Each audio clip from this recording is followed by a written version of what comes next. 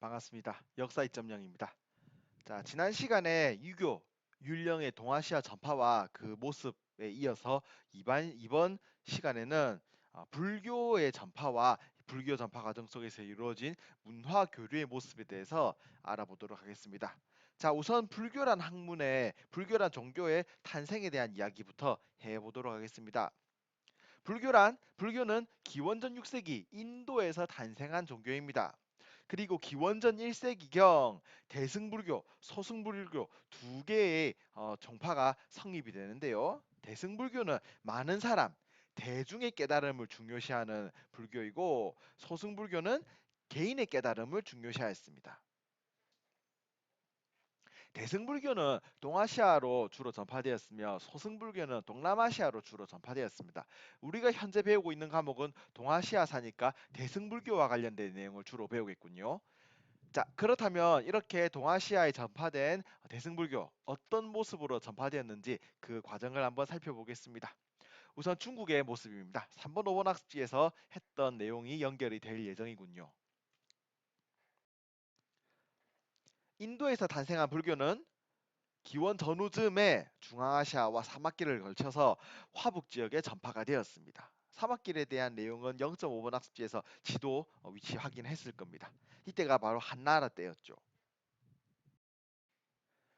그리고 수많은 유목민족들이 등장하고 맞서 싸우는 5호 16국의 혼란 속에서 중국인들의 천명사상, 충사상을 뒷받침해 두던 유교는 그 권위가 떨어지게 됩니다. 그리고 유교의 권위가 떨어진 빈자리를 불교가 채워가기 시작했죠. 5, 16국 시대부터 본격적으로 불교가 확산되어 갔습니다.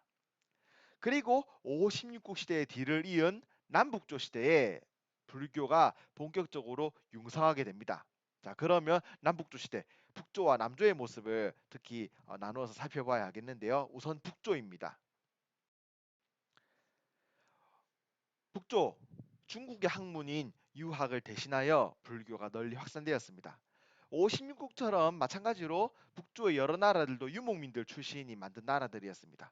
중국의 학문인 유학 대신 불교가 널리 수용이 되었습니다. 그리고 이렇게 불교가 확산되는 과정 속에서 왕즉불 사상이 등장합니다. 왕즉불 사상, 왕은 곧 부처다 라고 하는 내용을 담은 사상입니다. 불교를 통해서 왕의 힘, 왕권을 강화시키고자 한 것이죠. 그래서 왕족부 사상에 따라서 왕은 곧 부처입니다. 왕의 힘을 강화하기 위해서는 부처님의 모습을 멋있게 알려야 했습니다. 그래서 사찰을 만들면서 불상을 건립하는데 이때 만들어진 불상이 아주 거대한 큰 모습을 띄었습니다. 불상이 거대할수록 왕의 권위 또한 커졌기 때문이죠. 이 북조 시절에 만들어진 대표적인 거대 불상으로는 평성에 위치하고 있는 윈강석굴 그리고 러양에 위치하고 있는 룽먼석굴 등이 있습니다. 이를 통해서 북조의 황제 권위는 상승하고 그 지배 또한 정당화되었던 것입니다. 남조에서도 불교가 융성하였습니다. 자, 북조가 왕즉불 사상을 적극적으로 받아들이면서 왕권을 강화시키기 위해 불교를 이용한 것에 비하여 남조의 불교는 국가 권력과는 일정 정도의 거리를 유지하였습니다. 그리고 남조에서 경전 대신 참선을 중요시하는 선종이 탄생하였습니다. 달마대사가 창시했다고 알려져 있는 선종은 직관적인 깨달음과 참선을 중요시하였습니다. 기존의 불교가 불교 경전을 공부하는 것을 중요시한 것에 비해서 훨씬 더 대중들에게 다가가기 편한 측면이 있었던 것이죠. 다음은 우리 한국 사에서의 불교의 전파 모습을 살펴보겠습니다. 자, 삼국시대입니다. 삼국의 여러 나라들이 국가 체제를 정비하는 과정에서 왕권 강화의 목적, 왕족불 사상이 반영되어 있죠. 불교를 받아들였습니다. 고구려의 소수리 왕은 5, 16국의 여러 나라 중 하나였던 전진을 통해서 불교를 수용합니다. 백제 침류왕은 동진을 통해서 불교를 수용합니다. 여기서 말하는 동진이 진나라 삼국시대를 통일하였다가 5, 16국에 밀려서 동남쪽으로 쫓겨나갔던 진나라죠. 자, 그리고 신라는 고구려를 통해서 불교를 받아들입니다. 그리고 하지만 신라 귀족들의 반대로 불교는 널리 전파되지 못하고 있다가 2차돈의 순교를 계기로 하여 법흥왕 시절 공인이 되었었죠. 남북국 시대입니다. 남북국 시대 원효대사, 의상대사의 활약으로 불교가 널리 전파되었습니다. 의상대사는 당나라 유학을 떠난 것으로도 유명한데요. 의상대사에 대한 내용은 뒷바닥에서 한 번 더 얘기하겠습니다. 그리고 신라 말 각 지방의 힘센 호족들을 중심으로 선종이 확산되었습니다. 중앙 귀족들이 신라 중앙의 귀족들이 불교 경전을 중요시하는 교종을 열심히 믿고 따랐던 것에 비해서 지방 호족들은 상대적으로 접근하기 편한 참선을 통하여 깨달음을 얻을 수 있다는 선종을 많이 믿었습니다. 이 선종 확산 현상은 신라의 뒤를 이은 후삼국 시대에도 계속해서 진행이 됩니다. 다음 일본의 불교 모습 살펴보도록 하겠습니다. 일본은 야마토 정권 시절 6세기 야마토 정권 시절부터 백제를 통해서 불교를 수용하기 시작하였습니다. 하지만 일본은 불교가 수용되기 이전 고유의 신들을 믿는 여러 토착 신앙들이 있었습니다. 일본의 입장에서 부처님은 바깥에서 온 신이었죠. 그래서 일본에 전파된 불교는 일본의 여러 토착 신앙들과 충돌하다가 점차 이제 성장해 나가기 시작합니다.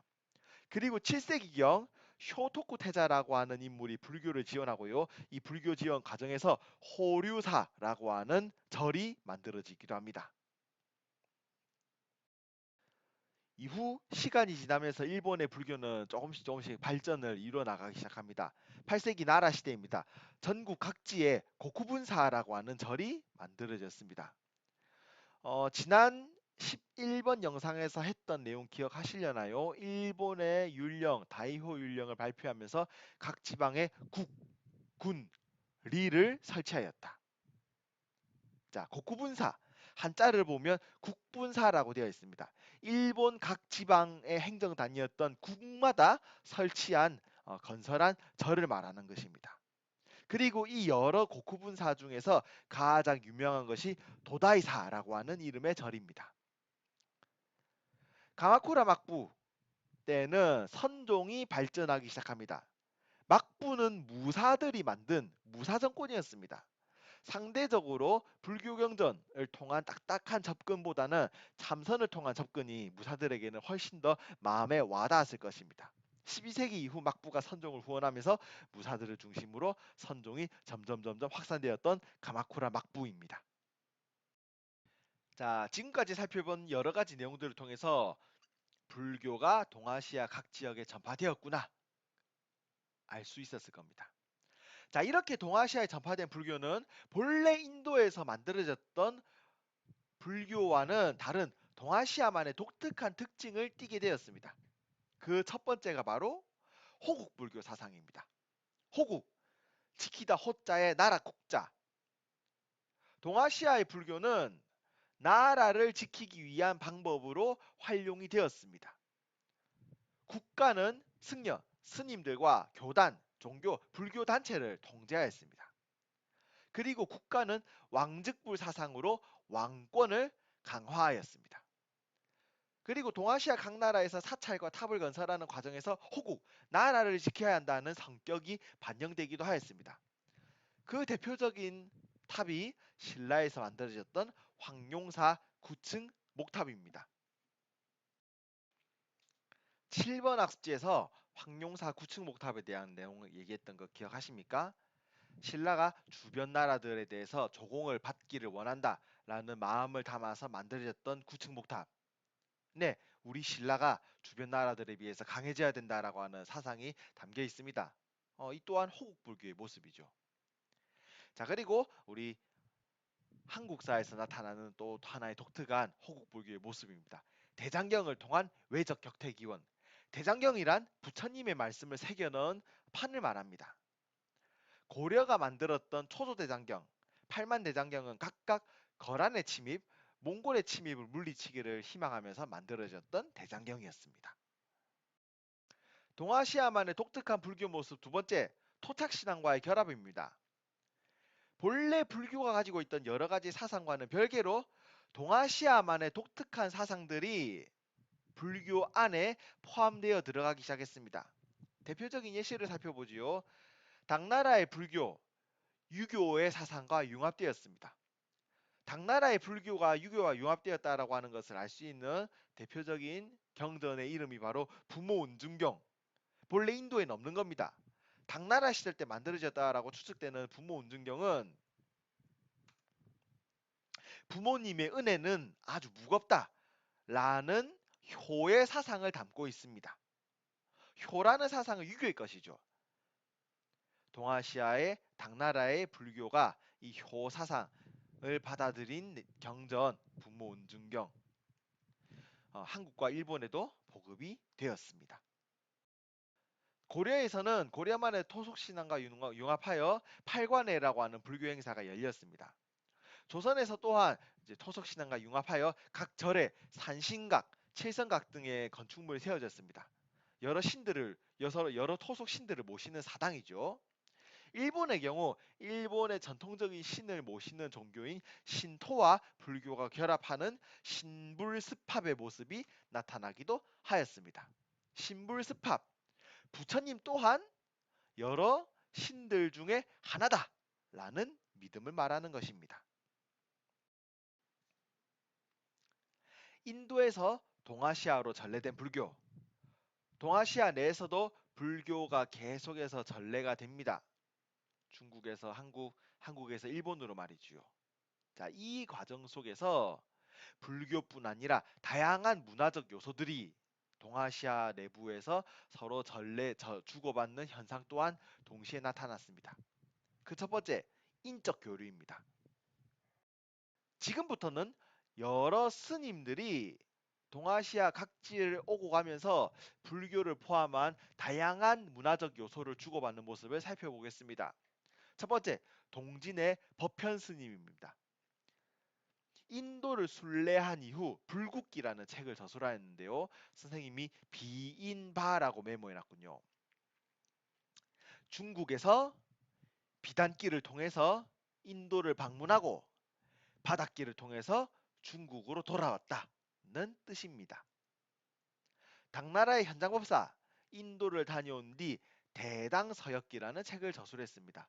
빈비, 중국에서 비단길을 통하여 인도를 방문하고 비단길을 통하여 중국으로 되돌아왔다는 뜻입니다. 당나라의 감진스님, 일본의 초청을 받아서 일본에 건너가게 됩니다. 그리고 계율을 전파하는데요. 일본에 건너가는 과정에서 여러 시련을 겪었다고 합니다. 그 과정에서 시력을 잃는 실명을 이제 하게 되고요. 일본을 방문한 이후에는 도다이사를 찾아가기도 했다고 합니다. 고구려의 해자스님, 일본 쇼토쿠 태자의 스승입니다. 고구려의 담징, 화가입니다. 일본 호류사 금당벽화를 제작했다고 알려져 있고요. 종이, 먹의 제조법을 일본에 전파해 주었다라고도 알려져 있습니다. 신라의 의상스님, 당나라 유학을 떠났습니다. 신라의 해초스님, 당나라를 방문한 이후 당나라에서 인도를 다녀왔습니다. 그리고 이후 왕오 천축국전이라고 하는 책을 저술했는데요. 바인비, 중국에서 바닷길을 통하여 인도를 방문하고 비단길을 통하여 돌아왔다는 뜻입니다. 왕 오천 축국전이라고 하는 책의 이름이 여러분들에게 있어서 조금 어려울 것 같은데요. 한자로 풀이하면 다음과 같습니다. 왕, 같다. 오, 다섯. 천축국.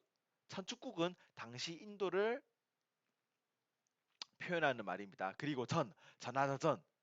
왕 오천축국전. 다섯 천축나라를 간 뒤에 전하는 책이라는 뜻입니다. 다음 일본의 엔닌 스님, 당나라를 유학하였습니다. 당나라를 유학하는 과정에서 장보고의 도움을 받았다고 알려져 있고요. 당나라를 다녀온 이후에는 입당 구법순례기라는 책을 저술하였습니다. 입당, 당나라에 들어가서 구법, 불법을 구하기 위해서 순례, 돌아다녔다, 다녔다, 기록이라는 이름의 책입니다. 자, 동아시아 내 불교를 통한 문화교류의 모습도 살펴보겠습니다. 불교의 경전인 불경을 이해하는 과정 속에서 한문과 한자의 이해가 심화되었습니다. 동아시아의 공통 문자였죠.